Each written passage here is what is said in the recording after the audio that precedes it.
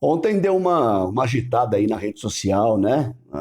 Nos grupos de WhatsApp, a galera São Paulina aí, todos os torcedores bastante agitados com relação à questão da pesquisa, que coloca o Palmeiras aí à frente da torcida do São Paulo em termos de crescimento, em termos de aumento de torcida, né?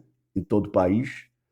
E muito se discutiu disso. Muita gente duvida da pesquisa, muita gente acha pouco provável esse número ter aumentado de uma maneira expressiva, né? Que tenha, inclusive, passado a torcida do São Paulo. Enfim, fica essa polêmica, né? Até porque existe uma margem de erro ali, e essa margem de erro recolocaria, de repente, o São Paulo nessa condição. Eu imagino que de tudo isso daí, né, que a gente discute a respeito e desse conteúdo e desse assunto, muito esteja pelo apequenamento do São Paulo, né, pela diminuição do São Paulo. Então vejam bem, não é só uma torcida que cresce, né, baseada nas conquistas deste time. Afinal de contas, o Palmeiras tem 12 títulos importantes em 10 anos. Nesses últimos 10 anos, o Palmeiras conquistou 12 títulos. E o que nós fizemos nessa última década? Então não é apenas o crescimento do Palmeiras e, consequentemente, o crescimento da sua torcida, que é uma coisa perfeitamente natural, mas também a diminuição do São Paulo, né? E todas as dificuldades que o torcedor são paulino passa a ter a partir disso. Né? Então é uma coisa, antes de ficar discutindo se passou, se não passou, se é verídico, se não é verídico, fica a grande preocupação com relação ao que acontece no São Paulo. Nós éramos basicamente protagonistas em tudo, em tudo. E de repente o São Paulo vai deixando de ser protagonista, deixa de participar de Libertadores, deixa de disputar títulos, né? Começa a ter elencos de fracassados. Então tudo isso acaba tendo uma interferência direta, né? Na vida do São Paulo, no crescimento do São Paulo, no tamanho do São Paulo. Então é uma coisa para ser mais uma coisa, né? Mais uma flechada para São Sebastião, para a gente ficar com o alerta vermelho ligado. Infelizmente, diante dessa realidade que vive o São Paulo, essa realidade triste, desses administradores que, na verdade, estão administrando apenas os seus interesses próprios. Essa é a grande questão. Eu sou de um tempo, gente, eu acompanho o futebol, vocês sabem, a partir dos anos 70, começo dos anos 70, e eu sou de um tempo que o São Paulo era a terceira torcida do estado de São Paulo. Né? Era Corinthians, Palmeiras, e depois o São Paulo brigando com o Santos. Né? O Santos ainda tinha a remanescência daquele grande time do Pelé, e o São Paulo brigando com o Santos pela terceira colocação no estado. E aí o São Paulo começa uma construção, na verdade, de história, de melhor desempenho do que já tinha historicamente, claro. Eu estou dizendo em termos nacionais, né? Depois atinge a América, depois atinge o mundo. Então, tudo isso foi um fator primordial. Tem muita gente que fala para mim, Rony, mas como é que explica a torcida do Corinthians ter crescido em 23 anos de fila? Né? É que eram outros tempos, né? Eram outros tempos. Existe uma série de questões aí que estão envolvidas nessa diferença aí de 50 anos de um acontecimento para outro. Tem a questão de rede social, né? Tem a questão da competitividade, tem a questão da melhor informação da molecada com relação ao que acontece no mundo e as suas preferências, tem um monte de coisa que acaba influenciando diretamente, né? Então é mais uma coisa, né, para a gente lamentar e mais uma coisa para a gente pensar bastante a respeito. Rony Altieri, São Paulo, Raiz na área, dia de jogo, hein? Dia de jogo, dia de Copa do Brasil, grande momento aí para o São Paulo, grande oportunidade, mais uma oportunidade, né? A gente vive tendo oportunidade, a gente sempre espera um começo de ciclo novo, né? Tudo baseado em esperança, tá? Não é expectativa, não. Expectativa é péssima. Mas em termos de esperança, a esperança que vive na vida do torcedor, né? Então, mais um início aí, mais uma oportunidade que a gente tem, enfrentando um adversário de menor expressão, com todo respeito, claro, sempre ao Ituano, mas não preciso ficar explicando, né, isso daí, e é uma chance grande que o São Paulo tem, né, de caminhar e de fazer aí resultados e fazer aí uma entrada, um aporte aí de dinheiro que não seja de empréstimo, né, presidente? através das suas partidas, né? E a evolução do time dentro da Copa do Brasil. Mas antes disso, eu quero agradecer o pessoal que esteve ontem lá com a gente no Raiz e Mochila, terceiro programa da série, né? A galera começa a entender o propósito, a entender o objetivo da live que a gente faz, segunda-feiras no YouTube, às 20h30, eu, mais o meu irmão Cássio Alves, do Tricolor na Mochila. Né? Nós fazemos lá o nosso Raiz e Mochila, né? Para poder tentar falar as coisas do São Paulo, né? De uma maneira mais descontraída, menos dura. Claro que a crítica continua pesada, porque tem que ser assim, pelo menos é a minha maneira de ver, né? E claro também que a gente tem que amenizar muita coisa, e muita coisa a gente leva na brincadeira, até para poder, né, dar uma melhorada aí no fígado do São Paulino, que não está fácil. Não está fácil a gente estar vivendo isso. Lembrando vocês que hoje à noite, hein, terça-feira, eu vou estar com o meu irmão Alisson, do Massa Soberana, lá no Instagram. Nós vamos estar com o André Dias, velho. Grande André Dias, zagueiro do São Paulo, tricampeão na era Muricy, né? Baita jogador, jogou na Itália, né? Enfim, um cara de lastro, aí, um cara de conhecimento que vai estar fazendo pré-jogo com a gente. Olha que legal.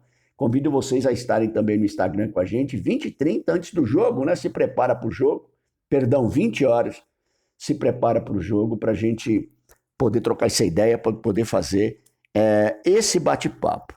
Pois bem, gente, eu estava falando justamente sobre essa questão da Copa do Brasil, né? E eu acho interessante isso. O São Paulo deve salário e tal. É uma vergonha, gente. É uma vergonha esse tipo de coisa.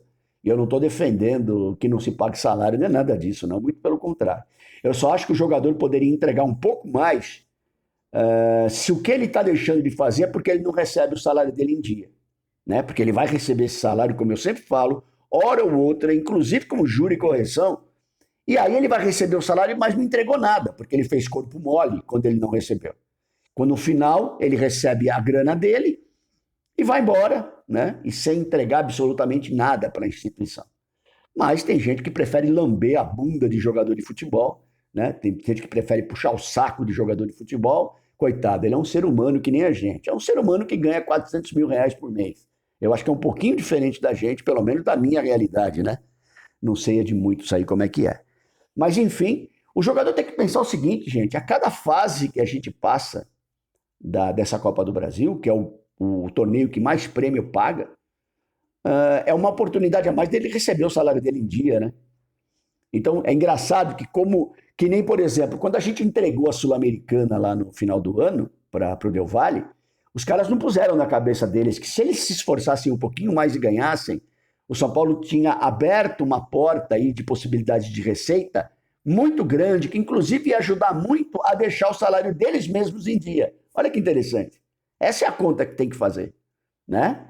A gente, quando trabalha no nosso dia a dia, a gente quer acreditar o seguinte, que quanto mais eu vender, mais chance de me manter no trabalho eu tenho e mais chance de ganhar dinheiro eu tenho. Funciona assim. Porque se eu chegar de manhã e não trabalhar, possivelmente eu vou ter dificuldade para receber no final do mês. O jogador de futebol porque ele é um ser humano diferente, fecha aspas, né? Ele é um ser humano que nem a gente, fecha aspas, né? E dizem que não tem nada de diferente. Tem sim. O jogador devia ter consciência, por exemplo, nessa passagem aí, são mais de 2 milhões desses 2 jogos do São Paulo com o Ituano, né? E as outras fases vão aumentando esses valores. Ou seja, eles vão ganhando, né? Vai melhorando, aparece um patrocínio aí, de repente pontual, mas que entra mais um dinheiro, a torcida se entusiasma mais, lota o Morumbi, e assim vai indo, né?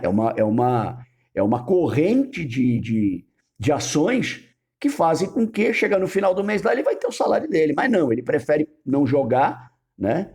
Porque não recebe o salário, tem gente que defende, e eu não estou achando certo não pagar salário, não é nada disso. O bom entendedor, com meia palavra, já teria entendido o que eu falei, lógico, né?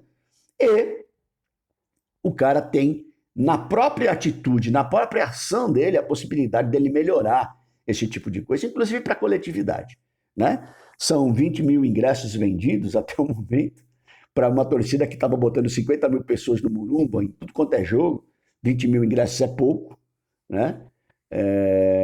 Mas assim, eu acho que é muito reflexo disso, é muito reflexo. Eu converso com muito torcedor de São Paulo que está extremamente desanimado, muito torcedor do São Paulo que não consegue ganhar confiança para falar, não, realmente meu time vai andar, meu time é sério, meu time joga. A gente teve um lampejo no segundo tempo contra o Tigre de um bom funcionamento do time. É o que a gente espera, né? O que eu falei, é o mínimo que eles têm a fazer é entregar isso hoje dentro da nossa casa, né? Dentro do Morumbi, com a torcida apoiando, como sempre. Quem vai no Morumbi vai para apoiar, é claro, né? E aí é aquilo, né? O que a gente espera dos guerreiros? Espera que tenha pelo menos um pouco de boa vontade e possa ter um resultado positivo. Existe a possibilidade do Caleri jogar. Não creio que ele vai jogar, por alguns fatores aí. Até ontem, conversando com os amigos, eu coloquei. Né? Tá chegando de contusão, então possivelmente o Rogério deixa ele no banco um pouco. Se precisar, de repente o resultado não tá saindo, ele vai meter o Caleri no jogo. Né? Mas de repente o Erisson vai lá, faz mais 2, 3 gols lá e resolve a partida e não precisa usar o Caleri ainda hoje. Joga um pouquinho, 10 minutos para ganhar um pouquinho de tempo ali em campo, porque aí sábado já tem Campeonato Brasileiro no gramado sintético. o Newton Santos agora é com gramado sintético, né? Então vocês já viram, né, gente? O que vai... a nossa preocupação, o nosso medo, porque só São Paulo não consegue jogar no gramado sintético. Todo mundo joga, ninguém se machuca. Mas os jogadores de cristal que tem o São Paulo se machucam no gramado sintético. Então é mais uma preocupação que a gente tem para o próximo sábado, mas é o próximo sábado. Eu queria abrir aqui um parênteses, só para aproveitar, deixa eu fazer uma cobrança aqui. O São Paulo hoje tem 6 laterais direitos, todo mundo sabe disso, é uma vergonha. Por falar nisso, o Rogério vai poder usar 7 estrangeiros agora na Copa do Brasil, tá? Então não tem a desculpa do não poder usar o Neves por causa disso, aquelas coisas que o Rogério faz. Né? Então dá para usar sim o Neves, dá para usar sim outros jogadores estrangeiros ali juntos. Enfim, eu gostaria de fazer uma pergunta. Quem foi o responsável por trazer o Orejuela para o São Paulo? Eu gostaria muito de saber isso. Né? E não trouxe o Orejuela de graça, não. O São Paulo pagou e vai pagar muito para manter o Orejuela no time, um cara que já não estava jogando. E eu não entendo por que deram um contrato para ele até março de 2025. Eu gostaria que alguém cobrasse isso daí. Viu, presidente? Eu gostaria que o senhor cobrasse aí dentro quem é que fez isso.